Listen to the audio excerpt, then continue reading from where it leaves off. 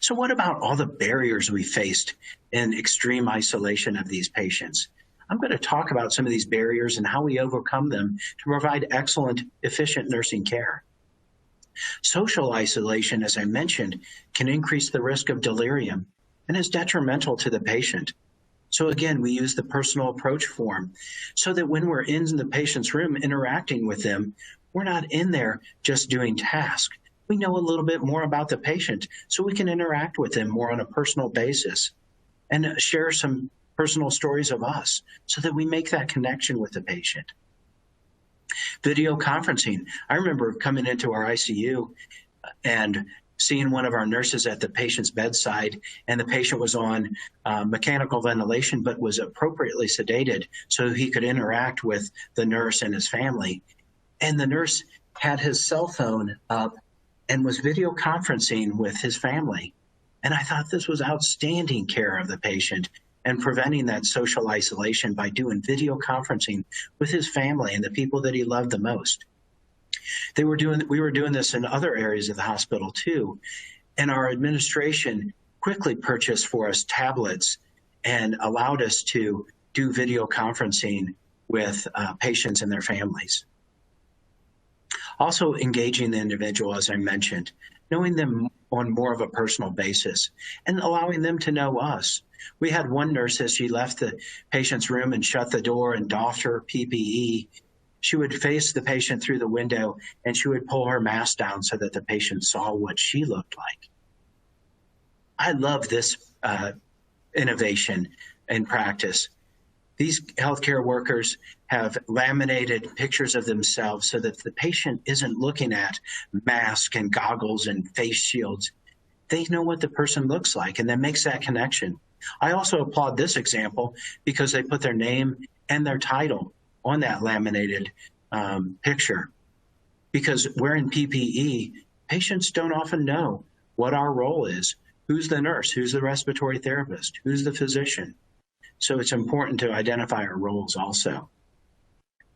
As we implemented extreme visitor restrictions in our hospital, we quickly realized how detrimental this was for the care of the patient and their family.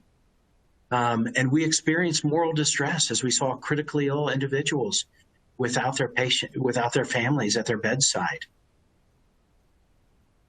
So looking at visitor restrictions and overcoming this barrier, the way we've done that is by providing frequent updates with a family member. We designate at least one designated family member so that the nurse can call that individual and update them on the patient's care and how they're improving or declining. We often use video conferencing with this phone call and update. Also, we'll lift restrictions for certain instances like end-of-life care, pediatrics, OB, or if it's important that the family is there to help with decision-making. We've implemented visitor restrictions to protect visitors from this disease, but we also have to protect our healthcare providers. This screenshot I took from the CDC website was published in the end of May, where 300 healthcare workers had already died of COVID-19. Just 2 weeks later, I looked at the numbers and it rose to 600 healthcare workers. So we need to protect ourselves and our caregivers. What I did find is that in our ICU at IU Health Bloomington Hospital is that not one of our caregivers in our ICU have contracted the disease. And that's through proper use of PPE and precautions that we take on a daily basis. But if we were to develop the disease, often nurses see themselves as caregivers and find it difficult to be cared for as patients. But we need to allow ourselves to be cared for if we contract the disease. One innovation that our staff came up with initially was moving the pumps outside of the room. The staff came to me and they said, Vince, we want to take the pumps outside of the room and we need your permission. And they said, they've made a very good case. They said, we want to decrease the exposure of the nurse in the patient's room. We want to decrease the use of PPE so that we can conserve it for later cases. But more importantly, we want to increase the time that we as nurses have to do other nursing duties, as opposed to donning and doffing PPE. And most importantly, we want to decrease our response time to the patient's needs. We want to quickly respond to a patient that needs a quick titration of their vasoactive medications or a bolus of pain medication that the patient desperately needs. We want to respond quicker to the patient, and that's why we want to do this. But we need to do it safely. And that's where I came in, and I developed the standard work for the moving the pumps outside of the ICU rooms. And my first instinct was patient safety with identification, because we still want to continue to barcode scan the medication, barcode scan the patient's identification and the pumps. How do we do this safely? And what I put into place was to use the same protocol that we use with checking blood products. So at the beginning of the shift, we have one nurse at the bedside reading the armband on the patient, and the other nurse at the pump that has the armband affixed to, and they compare the personal information of the patient to assure that we have the correct patient. I continue to advocate for this practice, but I've been challenged on a number of cases because not because of patient identification issues, but because of the risk of CLABSI, or central line associated bloodstream infections. And I've assured our administration and our vascular access team and our infection prevention team that we're doing this safely. The way that we're doing it is we're keeping the tubing off the floor. Outside the room, we're using Foley catheter secures to keep the tubing off the floor. We're using protective caps to protect the Y-site infusion ports. Inside the room, we have a rubber pipe insulator that we run the tubing through so that it minimizes the amount of tubing that's touching the floor. And as a matter of fact, we have not had an increase in central line associated bloodstream infections because of this practice. So we'll continue it. We're also concerned about the increase in catheter-associated urinary tract infections. As COVID-19 hit, we saw our Foley catheter utilization really increase. So was this increase because of convenience with patients that are in the isolation, or was it because of the acuity of the patient was much higher?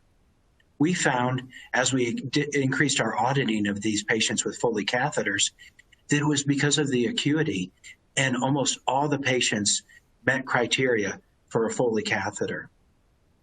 We had already hardwired into our culture allowing the nurses to remove Foley catheters when they no longer met indications. So this was already part of our culture of doing in and out catheterization by utilizing tools like external catheters, both female and male external catheters. And this has really helped us decrease the amount of time that we need to place Foley catheters. Nursing care in itself is complex, but in the midst of COVID-19 and isolation, it's become even more complex, and the acuity of these patients is extremely high.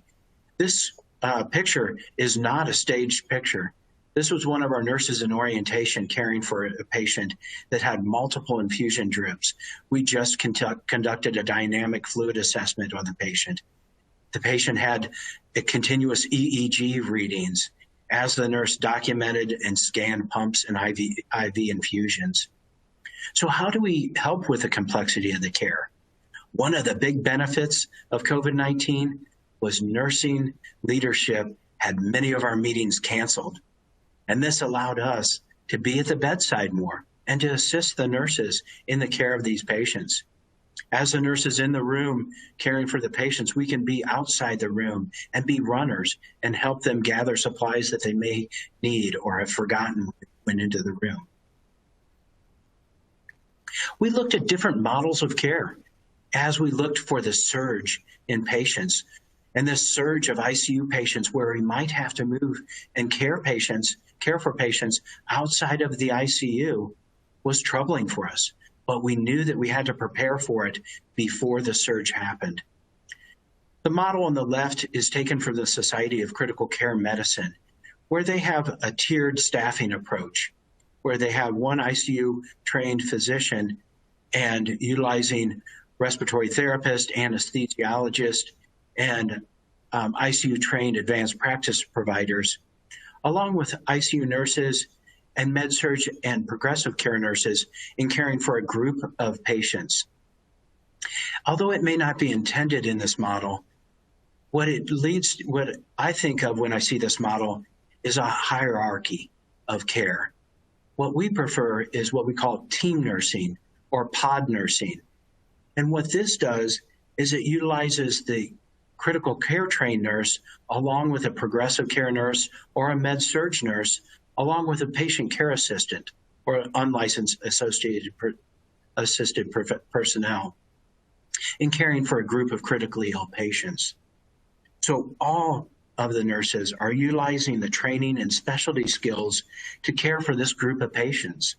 The ICU nurse is titrating medications and caring for the aspects of mechanical ventilation, along with enhanced monitoring techniques, while the progressive care nurse or the med-surg nurse is using their skill in coordinating and implementing care on a number of patients.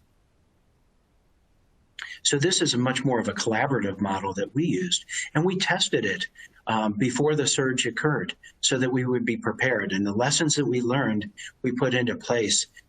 Luckily, the surge did not occur in my facility, but we were prepared for it.